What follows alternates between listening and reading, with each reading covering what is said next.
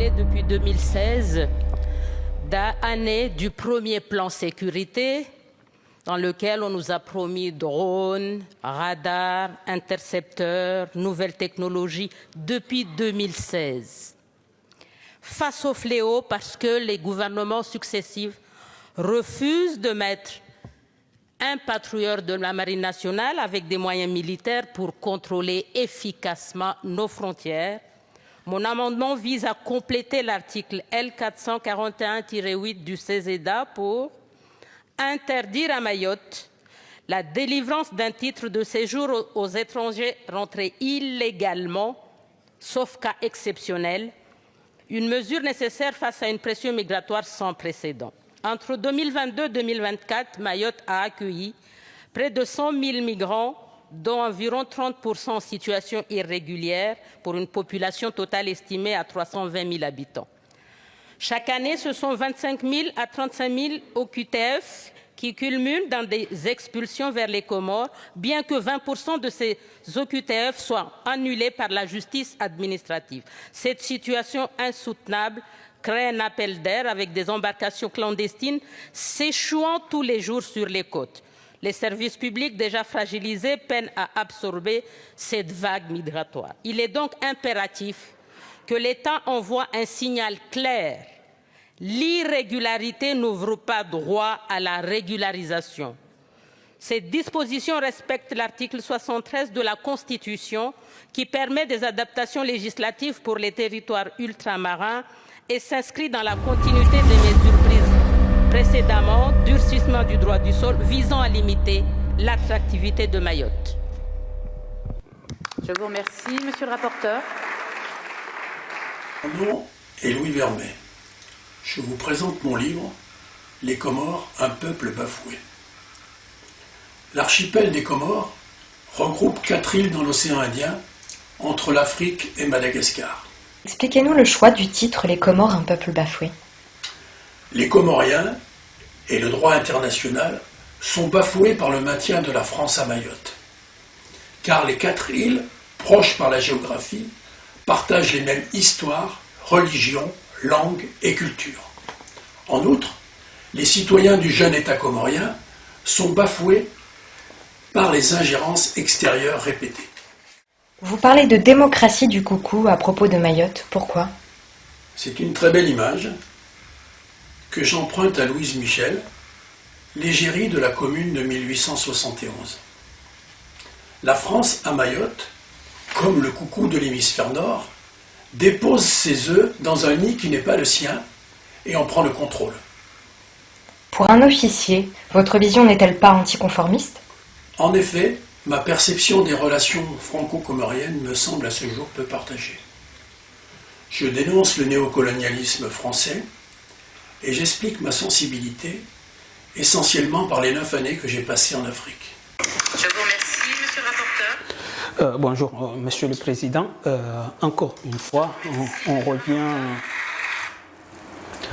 on revient sur la question de l'île comorienne de Mayotte. Quand vous attendez que maintenant le narratif que les médias français étaient nés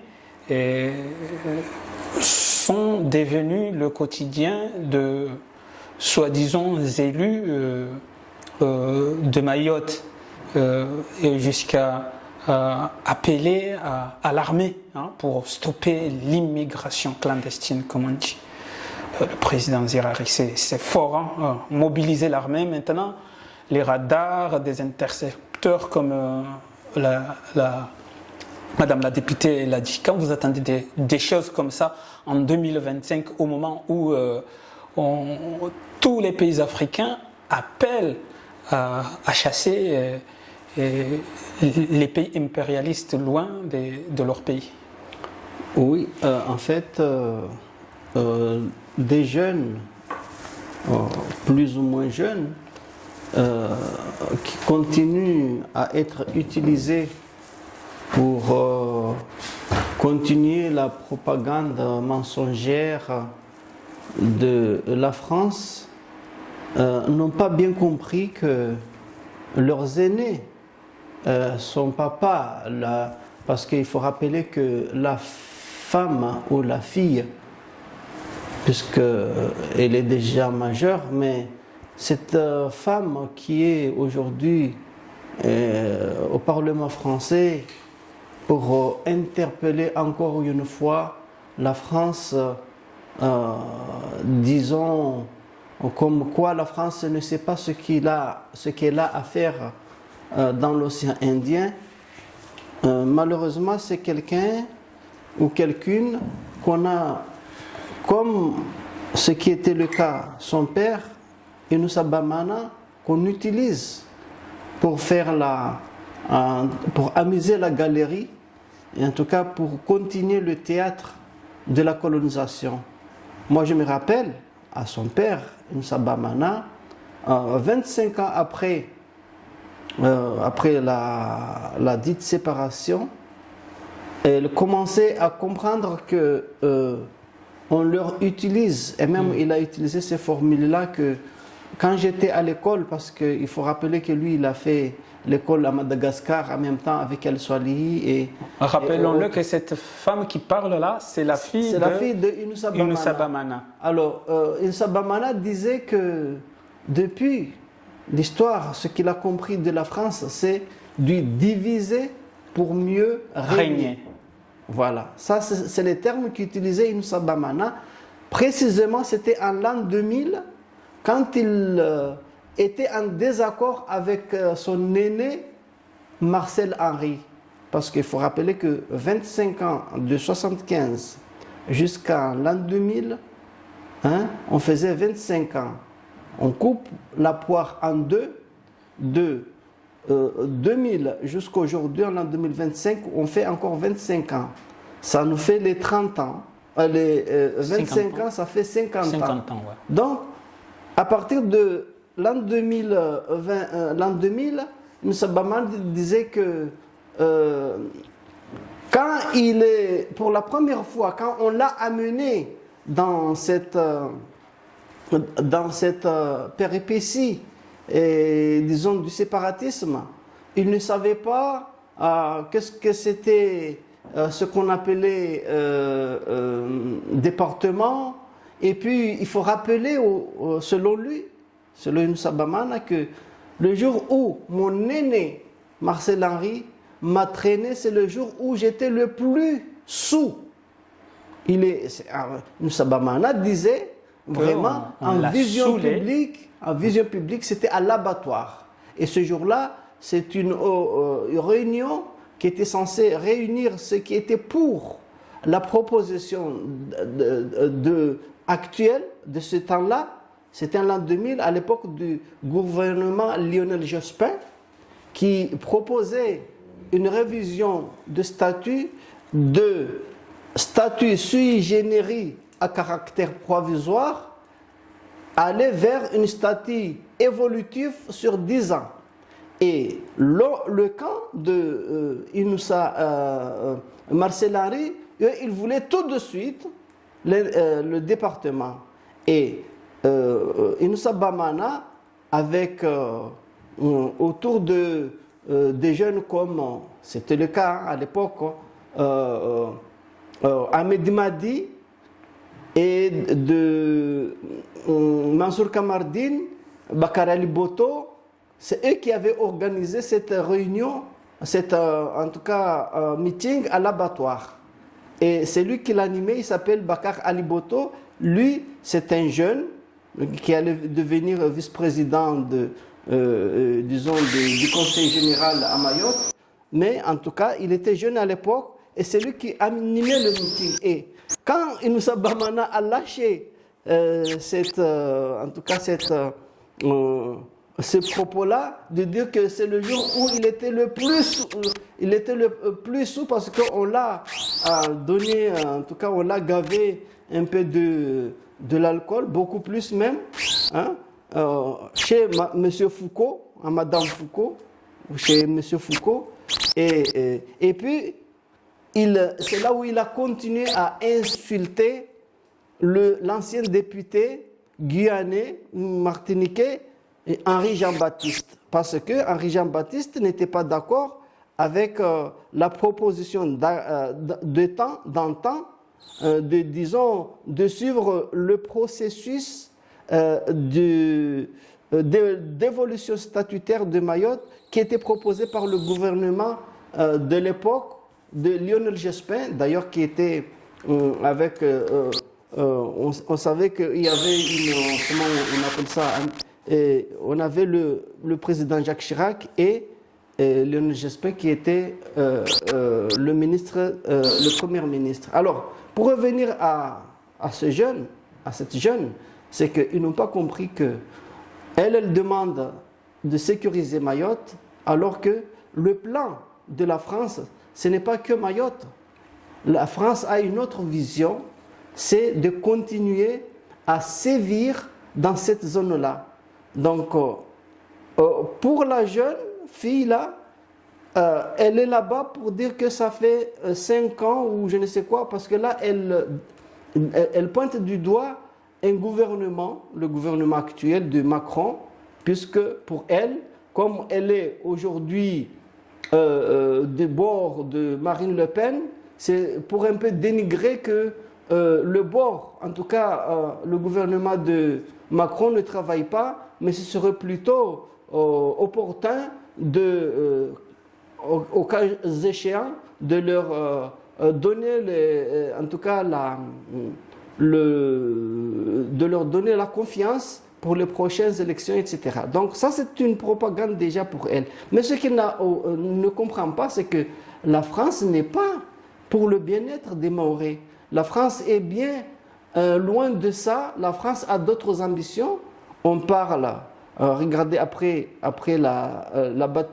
le Chido, on parle de reconstruire Mayotte, mais on leur propose autre chose. On leur propose de les délocaliser, de prendre les terres mahorais, en tout cas de les spolier, hein, et puis de faire un autre plan, genre ce qu'on a déjà dit dans d'autres cieux, d'autres entretiens, qu'ils s'apprêtent à militariser Mayotte. Alors, ce qu'il a oublié aussi, c'est que la France s'est engagée dans toute la zone océan Indien parce qu'il y a le mine pétrolier qui, pour nous, c'est une découverte, mais pour la France, c'est quelque chose qui date de bien longtemps et que finalement, comme tout le monde est au courant, il faut qu'elle accélère pour l'exploitation. Mais ce qu'elle oublie, c'est qu'il y a aussi l'occupation par la France des îles comme les Tromelins, les îles Europa, qui sont un peu plus loin. Il y a aussi l'île de la Réunion. Hein. Il y a les îles éparses de Madagascar, que quand Andra Joelina avait demandé à l'an 2000 la restitution de ces îles, tout de suite, vous avez entendu Macron de proposer une gestion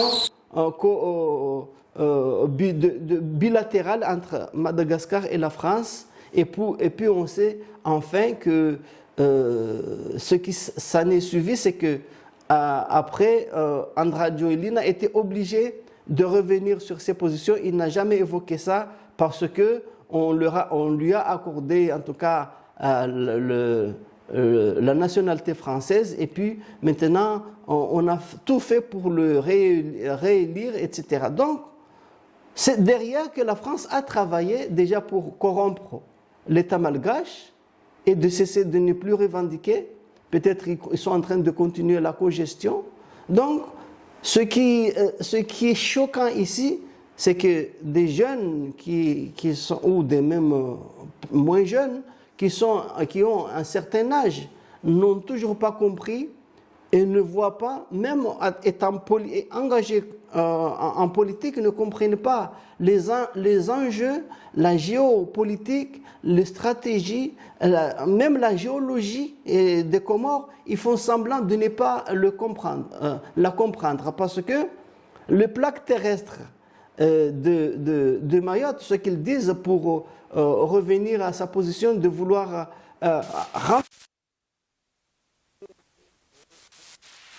militariser Mayotte, alors que les enjeux, quand la France propose ou dit d'exploiter le pétrole de Mayotte, il ne parle pas que le pétrole de Mayotte. Ça, Mayotte, c'est un élément essentiel qu'elle met en avant, mais elle parle aussi d'exploitation de gaz de Mozambique. Et que ce n'est pas le Mozambique qui est en jeu ici, c'est le patrimoine naturel des Comores, hein, la part qui choisit aux Comoriens. Et de l'autre côté, la France manœuvre pour toujours maintenir quelqu'un qui est voué en tout cas à ces programmes, hein, qui va permettre à ce que, si tout se passe bien selon le calendrier de la France, d'ici l'an 2030, que la France commence à exploiter le pétrole. Et ça, malheureusement, des jeunes Mahorais qu'on est en train de manipuler, ils n'ont pas compris que l'intérêt de la France, ce n'est pas de voir que Mayotte se développe ou de voir que la misère des Mahorais, au lieu d'aller à la Réunion, se fait refouler souvent parce que il y a aussi un surpeuplement de l'île de la Réunion. On sait très bien que nombre de jeunes Mahorais sont amenés ici en Creuse, hein, pour pallier en tout cas au manque cruel qui est à Mayotte en termes d'enseignement.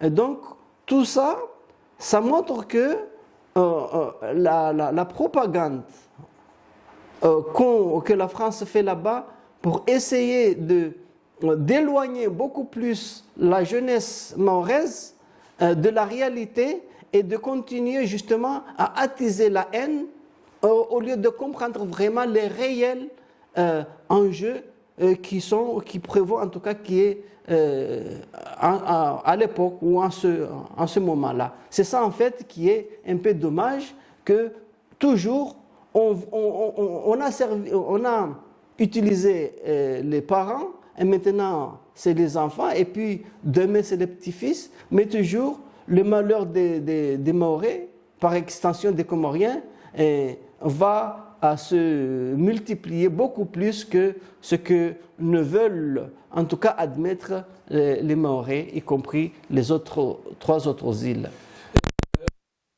Est-ce que cette dame que vous qualifiez être la fille de Inoussa Bamana, est-ce qu'elle est consciente de ce qu'elle dit ou bien elle n'est pas du tout non, en fait, puisque quand vous dites que le jour où son père, en résumé grosso modo, a vendu l'île de Mayotte, et il était bourré par les gens, c'est lui qui ce jour-là, il l'était, oui. Ouais, il était bourré et que il a reconnu il a reconnu lui-même publiquement.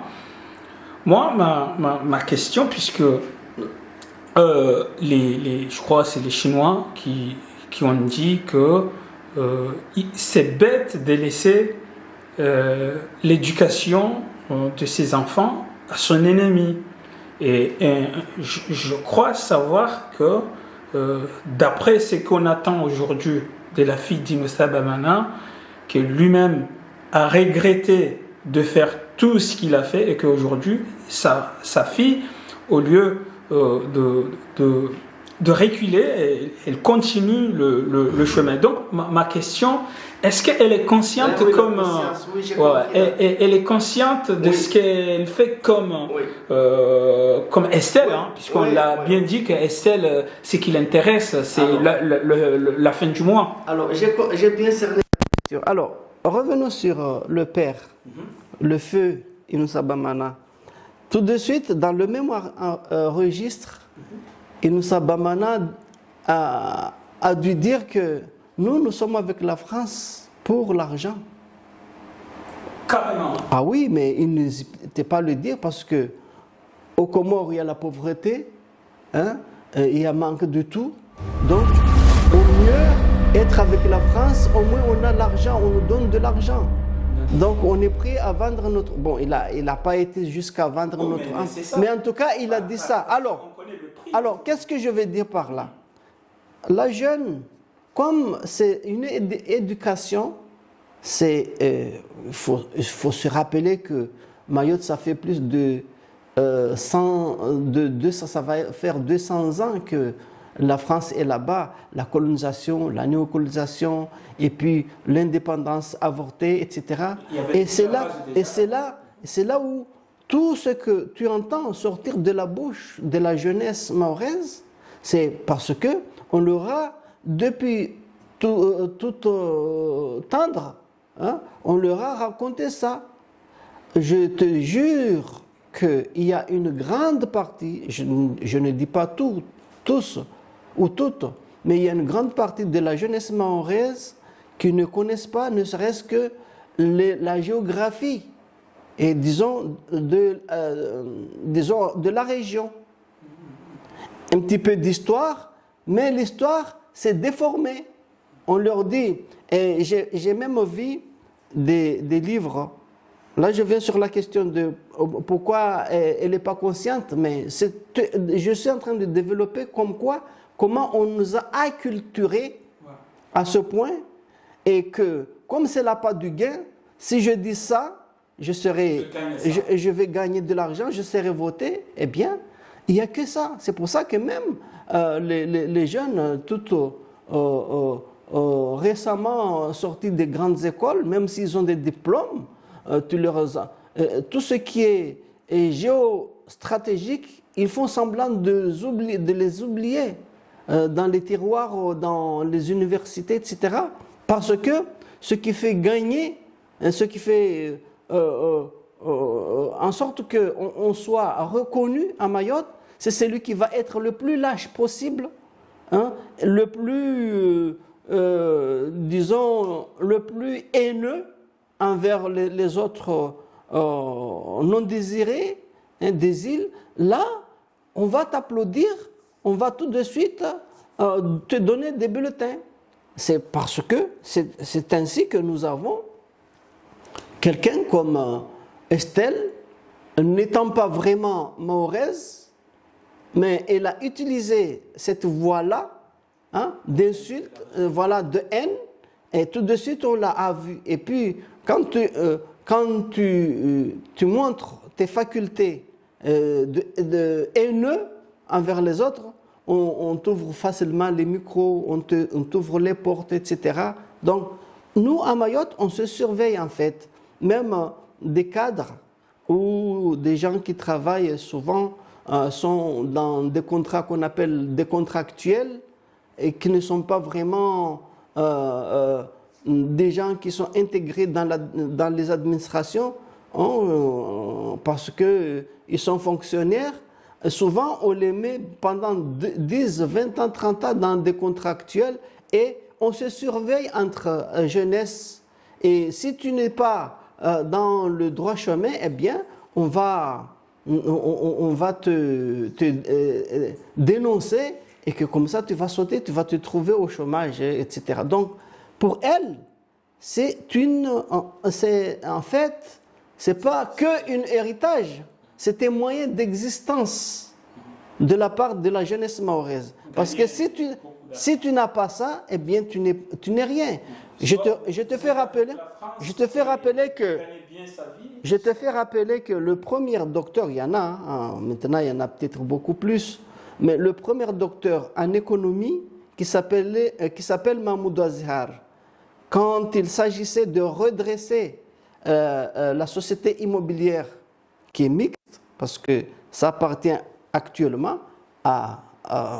au privé, mais aussi, comme sa conseil d'administration est composé, il y a aussi l'État qui est dedans, le ministre des Affaires de l'Outre-mer, souvent, il donne son avis, etc. Donc, en tout cas, cet positionnement de la part de la jeunesse ou des élus mahorais, ils n'ont que cette moyenne-là pour se faire de la place.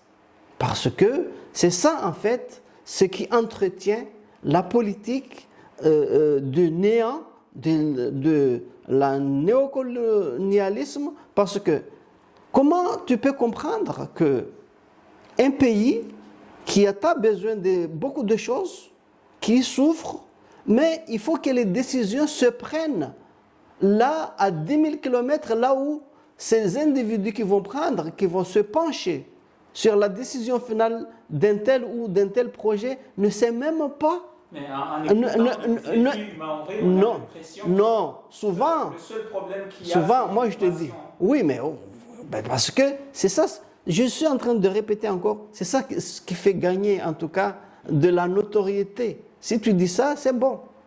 Voilà, donc pour ça, alors, ce que je voulais dire, c'est que cette situation, c'est parce que c'est entretenu, c'est voulu par le mécanisme de l'exploitation de l'être, l'être humain, à qui on a doté des outils de désinformation et de se soumettre, en tout cas dans le mécanisme de l'exploitation de toutes les, je vais dire, les huiles essentielles qui peuvent faire qu'un homme est un homme et puis prend la décision qui sont nécessaires pour son devenir qui doit s'imposer.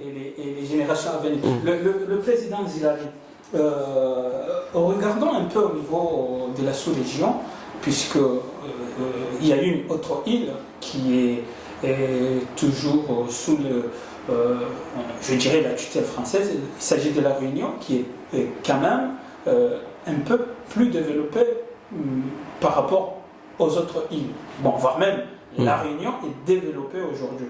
Et je me rappelle qu'on était dans une conférence à Paris, on a vu une délégation de la Réunion, une délégation des indépendantistes de la Réunion qui veulent, eux qui ont déjà l'île qui est un peu développée, cherchent à se libérer du colonialisme français. Oui. Et pendant ce temps-là, ils cherchent à faire à rester ensemble avec l'Afrique, ce qu'on appelle le panafricanisme, et au même moment, comment est-ce que les jeunes cadres de Mayotte ne voient pas ça, qu'il y a l'île d'à côté développée, mais qui cherche à se libérer, pendant que l'île la plus délaissée par la France, les jeunes cadres de Mayotte ne voient qu'un seul problème, c'est les autres qu'on vient... Oui, en fait, pour la question, s'agissant de l'île de la Réunion, si tu as bien suivi très récemment, là j'ai vu des élus qui s'alarment, comme quoi le surpeuplement qui est ici à Mayotte criant, ce qui n'est pas faux, parce que on concentre le peuple des 3 autres îles et même de la grande île Madagascar dans une petite île qui, en termes de superficie, ne peut pas, en tout cas, permettre tout ça parce que on déboise beaucoup. Il n'y a pas d'espace pour les cultures vivrières. Tout est mis en nuit. Donc, l'île de la Réunion, pour un peu revenir en arrière, n'a pas eu la vague, disons, des indépendances des années 60. C'est un pays où les mêmes utilisations, disons, machiavéliques de la colonisation, on a déplacé des peuples, les Réunionnais, on les enrôlait de force, on les prenait des familles, on les amenait à la Creuse. Par exemple, on les amenait à Paris, ceux de la Martinique. Et à l'inverse, on prenait des gens ici qui n'étaient pas d'accord pour le système, eh bien on les amenait au bagne.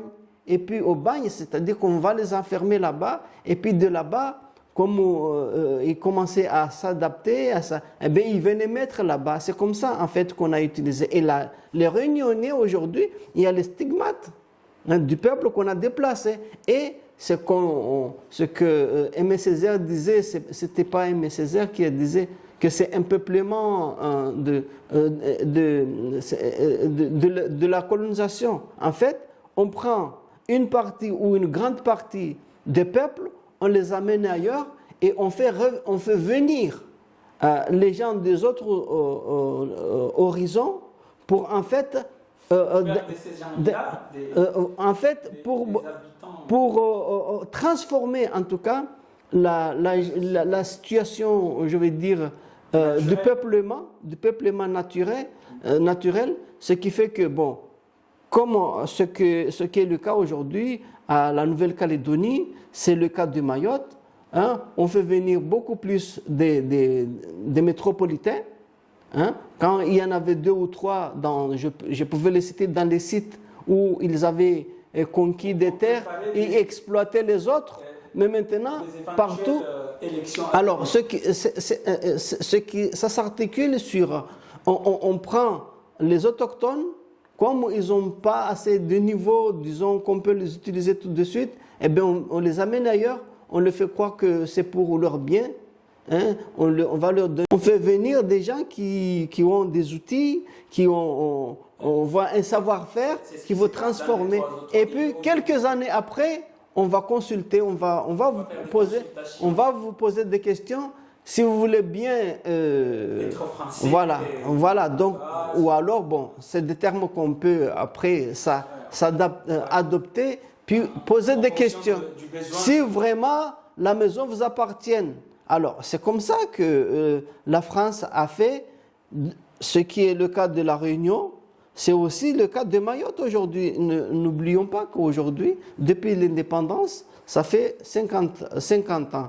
Mais l'île de la Réunion, ça depuis aux années 40, hein, qu'ils ont commencé comme ça. Et maintenant, tu vois, ceux qui sont minoritaires maintenant, c'est les Kaubuntu, les Réunionnais.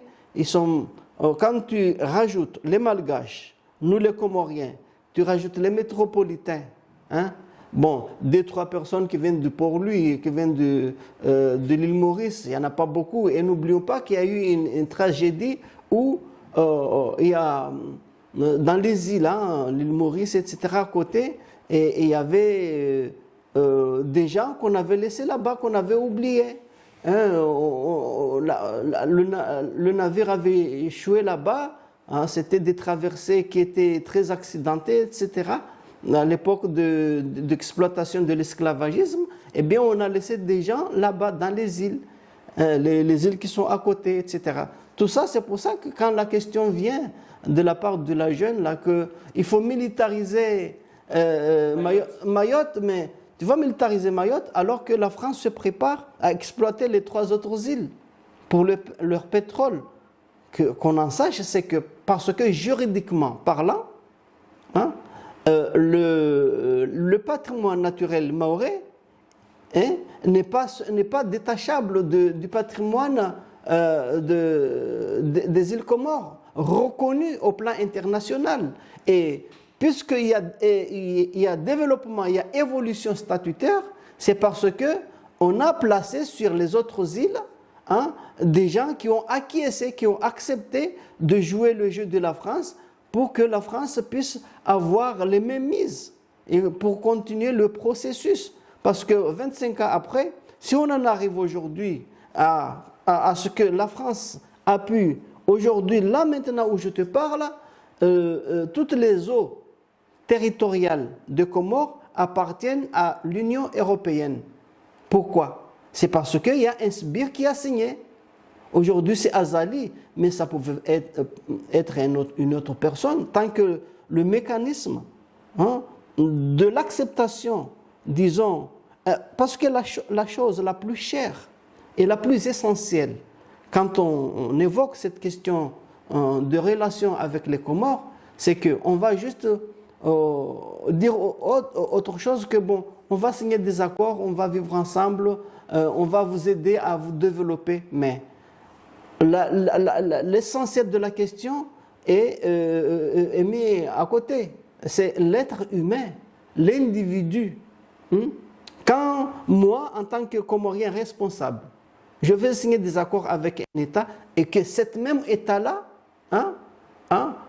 me chasse ou chasse mes enfants de chez moi. Moi, je suis un père composé d'une famille de 4, 5, 10 enfants, mais puisque je veux être le gérant qui va être entretenu par la Grande France, il faut que j'accepte, je sacrifie 2, 3, 4 enfants ou 5 parmi les miens et pour que je sois le chef de la tribu. Et je signe comme quoi les 5 autres, les 6 autres, la France, tu as droit à aller les emprisonner là-bas. Ils n'ont pas le droit de citer, etc.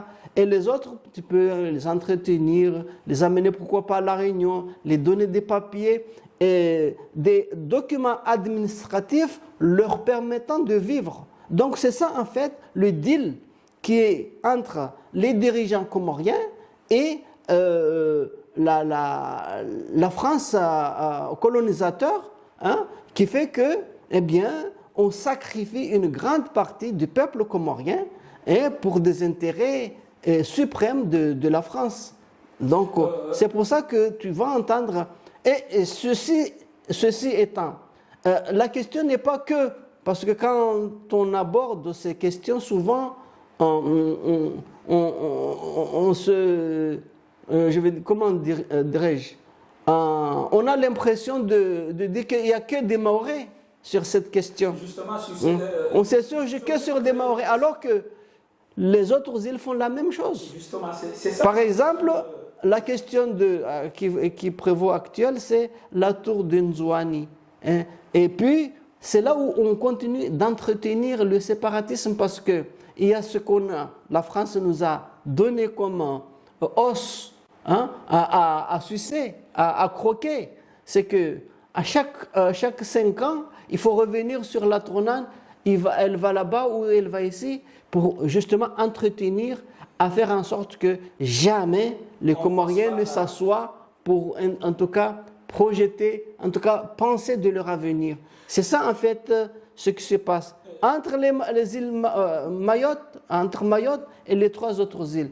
Tout le monde est exploité, mais tout le monde ne voit que l'autre qui est en face, alors que nous sommes logés dans le même enseigne à travers l'occupation de la France. Je pense que vous avez répondu en avance à ma question, puisque c'était ma question de tout à l'heure, mais je vais essayer de la poser autrement. Puisque vous l'avez bien expliqué que ce soit Mansour Kamardine ou Ghazali, ils font le même travail, ils ont le même patron. Ben oui. C'est le même territoire. Au niveau de Mayotte, on sait que vous le réclamez souvent, qu'il y a le fait qu'il y a un seul narratif. Vous, les indépendantistes, ou bien nous, les souverainistes, on est interdits aux médias pour nous exprimer. Et c'est l'un des grands problèmes des Comores. Maintenant, à Mayotte, on peut dire que directement. Ce n'est pas que les Comores, cette situation. Même ici. J'arrive, bien entendu. Ça, c'est au niveau global. Mais là où je voulais en venir, à Mayotte, c'est la France qui dirige là-bas. Donc, il est normal pour elle qu'elle ne laisse pas tout le monde s'exprimer devant ces médias, puisque ça peut lui poser des problèmes. Mais au niveau des 3 autres îles, pourquoi les médias, les journalistes et surtout les intellectuels ne disent rien au niveau de la question de la souveraineté des Comores? Eh bien, c'est tout simplement, c'est parce que je te dis qu'il y a un maître. Le maître, c'est la France.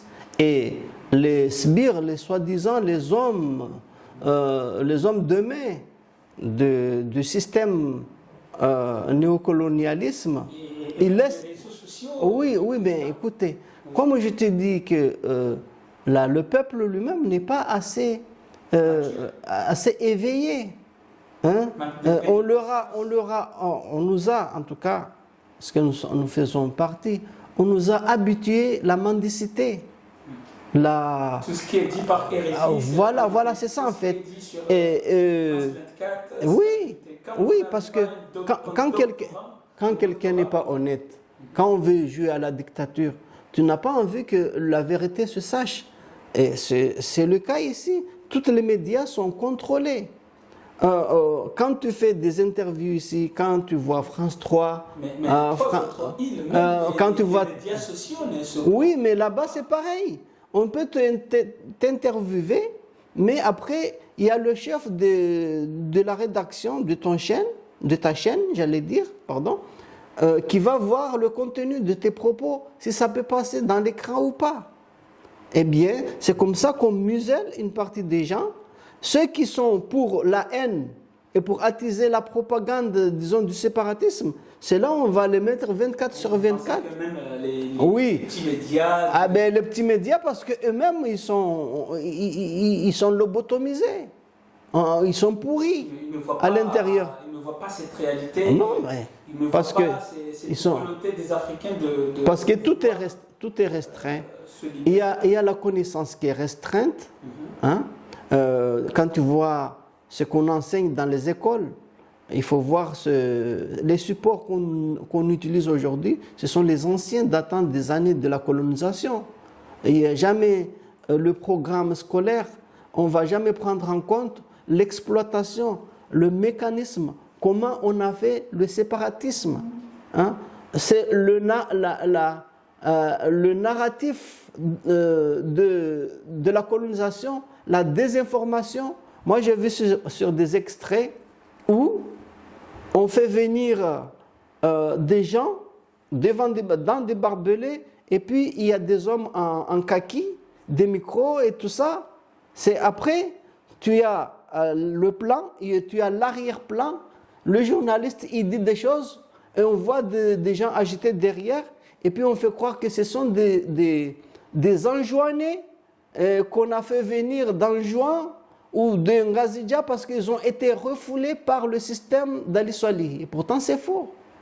Hein? Il se peut que ce sont des gens, ceux qu'on a refoulés à Mayotte, qu'on a mis dans des camps en attendant le prochain départ, hein? On fait venir une personne, on la questionne, sans pourtant savoir qu'est-ce qu'il y a, ou on lui dit tout simplement, il faut raconter ceci, cela. Moi, j'ai une anecdote il y a un jeune, il s'appelait l'ancien maire de Kungu, il s'appelait Seydina Daousenka, je m'excuse si j'ai un peu déformé son nom, et lui c'est un Anjouanais. À l'époque où même Inoussa Bamana disait qu'il ne savait pas ce que c'est le département. Qu'est-ce que c'est un département? Et lui, on lui a tellement fait... on lui a fait répéter département.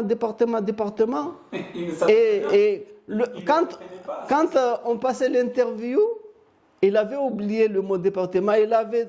Il avait raconté des âneries, tout ça. Et puis, finalement, c'est l'intervieweur lui-même qui, après avoir... Voilà, le journaliste...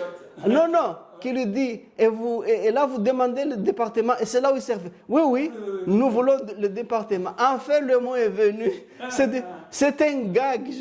C'est vous dire combien on est manipulé. Donc la jeunesse, comme on les a tellement lobotomisés, on leur a déformé, on ne leur a pas pris la vérité. Par exemple, la géographie, elle ne change pas autour des bras parce qu'il y a une position politique qui ne convient pas, parce que non, là-bas, on va tracer. J'avais commencé à expliquer que j'ai vu des manuels scolaires à Mayotte, des niveaux 4e, et dans la géographie, Mayotte, on l'a dessiné à l'intérieur de l'île de la Réunion, et puis l'île de la Réunion, on l'a dessiné à l'intérieur de la France. Ça, c'est une géographie ou c'est une illustre? C'est une illustrée. C'est comme si des gens qui s'amusaient. Donc, bon, bien sûr, on peut par des jeux de mots, mais c'est avec ça, une jeune qui a fini sa scolarité à l'école primaire, qui va au moins soit honnête avec cette jeune-là. Ne le gavez pas des mensonges. Mais on va le faire croire que la géographie de Mayotte, ça se trouve dans la France. Oui, et le le jeune, il va... Et ça sera la dernière question. Le jeune, il va retenir ça. Et pourquoi Inconsciemment, il va répéter. je vais revenir cette question des médias, de l'information, puisque même ici en France ou bien en Europe, qui n'aiment pas que les pays africains se libèrent, beaucoup de médias parlent beaucoup de l'AES, par exemple, des pays africains qui commencent à se libérer de l'impérialiste. Pourquoi les médias comoriens, au lieu de passer toute la journée à montrer des femmes qui dansent et qui jouent avec l'argent, qui mangent du riz, il y a plusieurs choses. est-ce que ça serait pas mieux qu'ils montrent ce que fait Ibrahim Traoré, Assimi Goïta? Il y a plusieurs choses. Mayotte, comme dans les autres îles, nous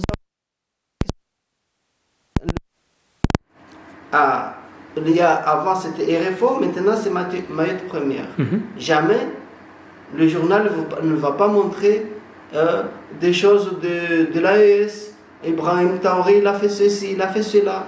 Et tu vois. Moi je parle pas de. Non mais je parle pas de Al-Watan. Non mais c'est la même chose.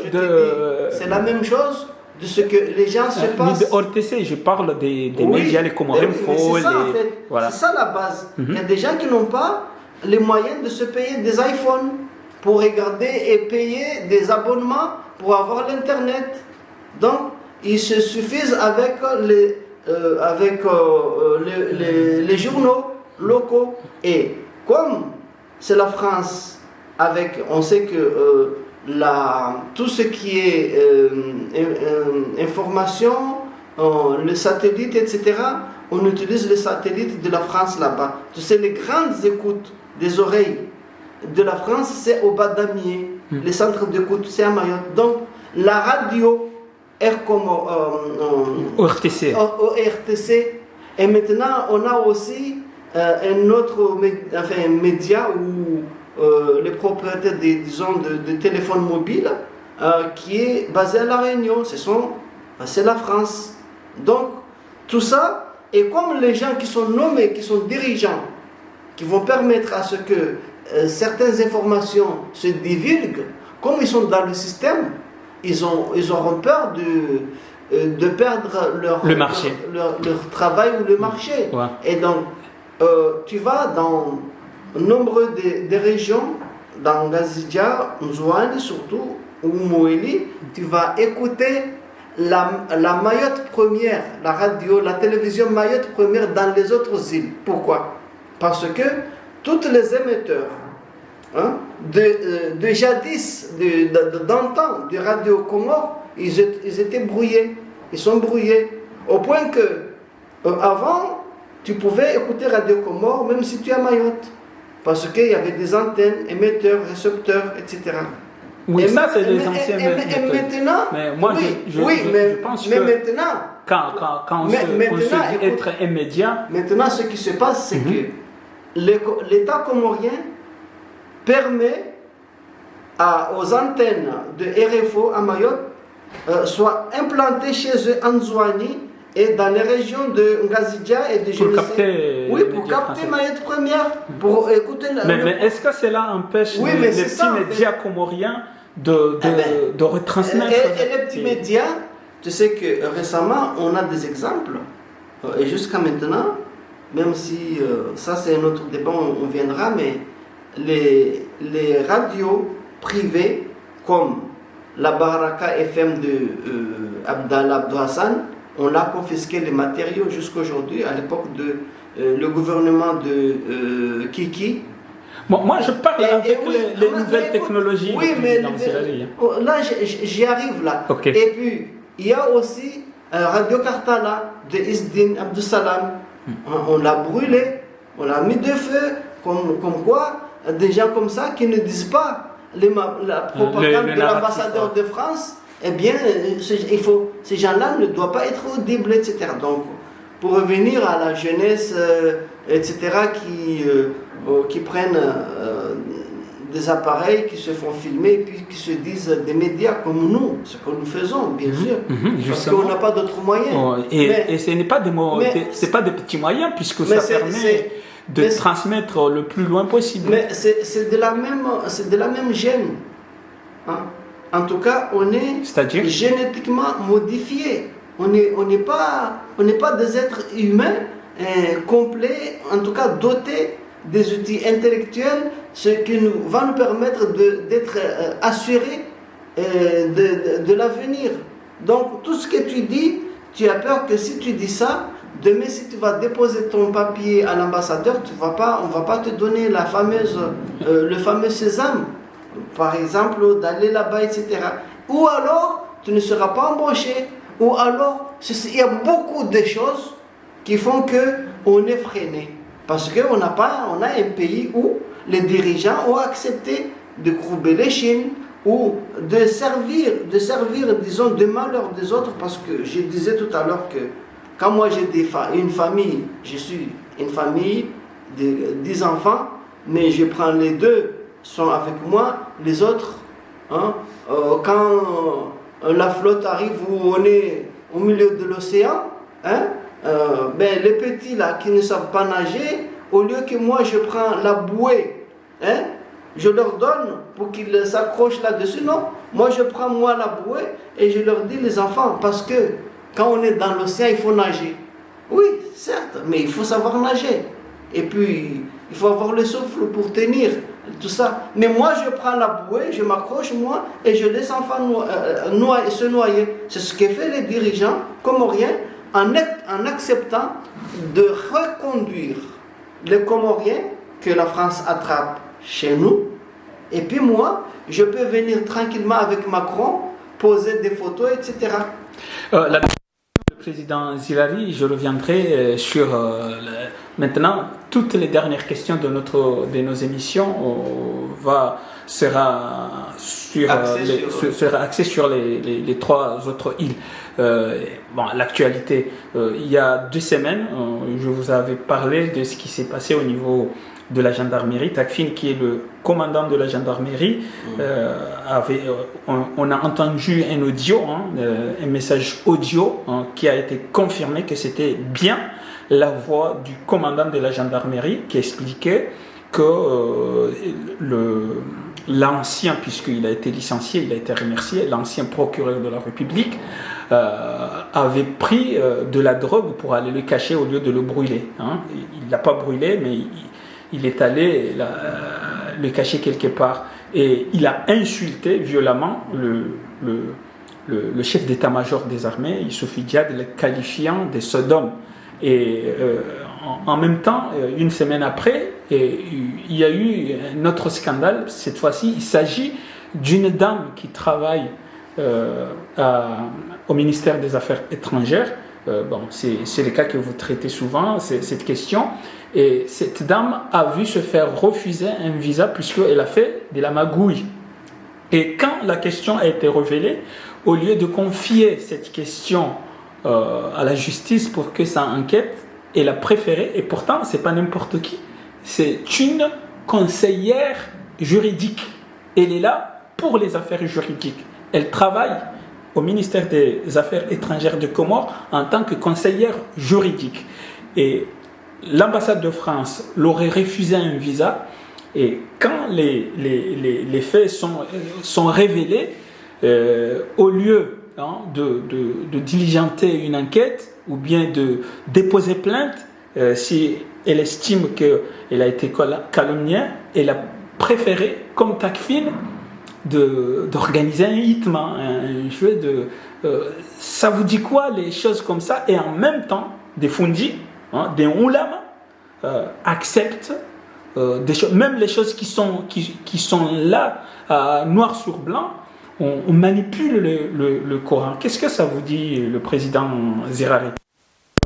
Moi, je vais répondre à 2 choses là pour être rapide.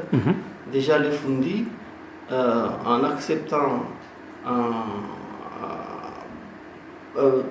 de participer de façon automatique, à chaque fois qu'on leur propose ça, c'est parce que tu sais qu'eux-mêmes ne croient pas à leur récit là, mais c'est leur façon de gagner, de l'argent. Voilà, ça c'est une chose.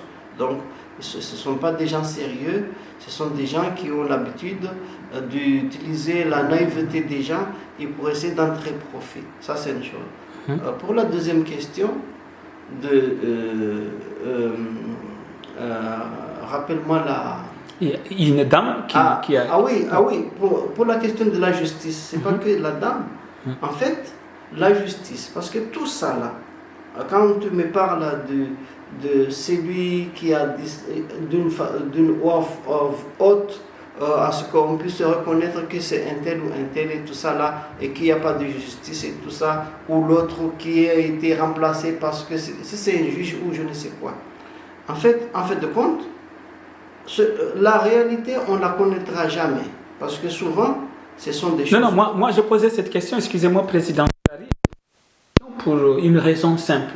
Rappelons-le que l'ancien ministre des Affaires étrangères du Comore, il s'agit de Kamal. Ces questions, si ça arrive comme ça, c'est que derrière, comme on sait que ce n'est pas des gens honnêtes, que ce soit la France qui l'utilise, qui va...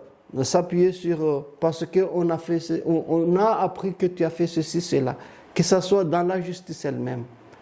Parce que tu as affaire à des gens qui ne sont pas honnêtes.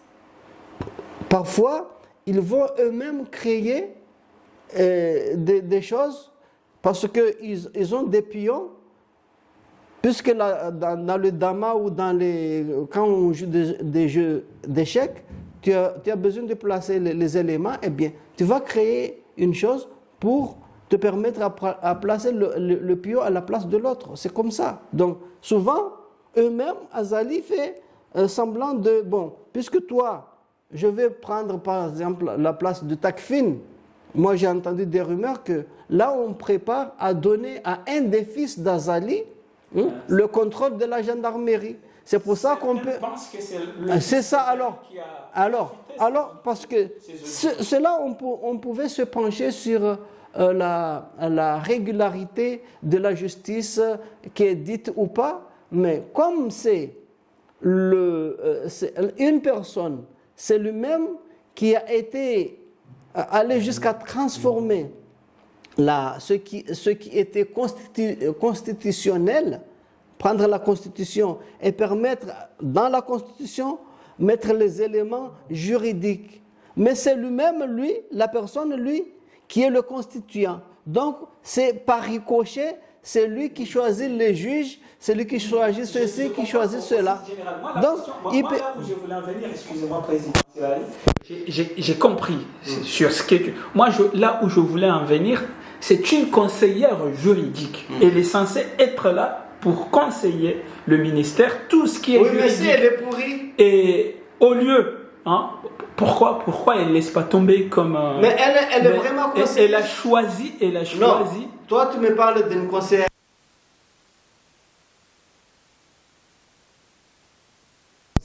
Oui, mais je te dis, c'est un guet de... Voilà, c'est parce qu'il croit que les gens vont croire que voilà, tout est lavé parce qu'on a fait un itma. Ça, ça peut être une pensée.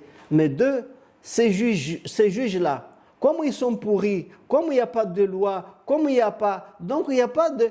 N'importe quel, que ce soit lui qui va conseiller, que ce soit le juge qui va être placé à un endroit donné, il n'est pas à sa place parce que le mécanisme même qui lui a donné, qui lui a octroyé cette place-là, elle-même est illégale et inexistante. Donc, c'est une force d'occupation et d'esprit malveillant qui fait que l'État comorien est gangréné et il n'y a pas un État, tout ne va pas être normal. Parce que même là où il y a vraiment des institutions, la législation, la constitution est suivie, il y a aussi des dérapages. On ne parle pas d'un homme qui s'est assis une journée ou une nuit, qui s'est dit, bon, je vais changer la constitution de mon pays à ma guise.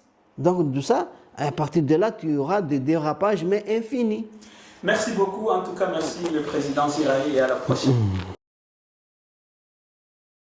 Aminu kanga ko manada mulo banu ramume ramushe ramuhura mtindi haulo kumore haulo safarini ujamba kaja karabi borilo ungwana akaungwana uwo Mwenyezi Mungu hari umbuwa ungwana kana ujoka karika wongwana mbariyo narishukurie leo na mau etagwilo banu unutsi ungwana sha urumwa zangu abantu ni mwana abanaye hazambaro rika harumwa urumwa wa mkolo shauo wositida munzima siti dini nzima siti lugha nzima baiki hakari mpoze ya shizungu siti tabia nzima leo rija harumwa urumwa wa mwanadamu hamandasi ikawa singozi nzima ngarengeza kambose sida munzima ngarengeza ukambose sidini nzima lugha nzima mila nzima iyo hato arinziro hakuha haka riroha harumwa urumwa rija harumwa urumwa wa kisiasa na diktature ikawo silotoka diktaturi shaya daho tizamba na mawari ya wahao hawa mfikiri ndo bahanu yakauladhimu rilile rendeze mbio zikau abge sosadi kemuli akamba zinu dua ngarjo wambaze dua insha Allah sha dua zamba na siri zelewa sikomred na mnaijibwe abge na riombeze dua ho harma msuiba shariki harma furaha sibahi shari celebre komori shatimanga wasalamu alaykum sherehe hamsuiba holi honde heli ensilio yotile madhumuni ya hezemba na rakauziwana rikawana baroro harma utawalifu wa hem naswara shakarjaka uombarilo harma tawalifu wa mnaswara nje harma tawalifu wa mshenzi jamjo ne sababu tarehe dingoni ukaya haina nsi hasonde komori haina mndu ya tawala bahi tabia ya hahe yonde ko sharmwensi fano wakati wa Edmund Sheikh wa dokter shahafanyeze l'hopitali mungu habenzene lise Edmund Sheikh wajua wakati wataki wa bundo wajua wakati wa medabdala wa utajiri akauza zelevani na jao utajiri ukaya wajua wakati wa aliswali hasuma agronomi mlimaji le dimali bariki le serikali tawala ni mrahitsa abokabati shaka lazima batikemrujoka namo lazima tondo wandu pia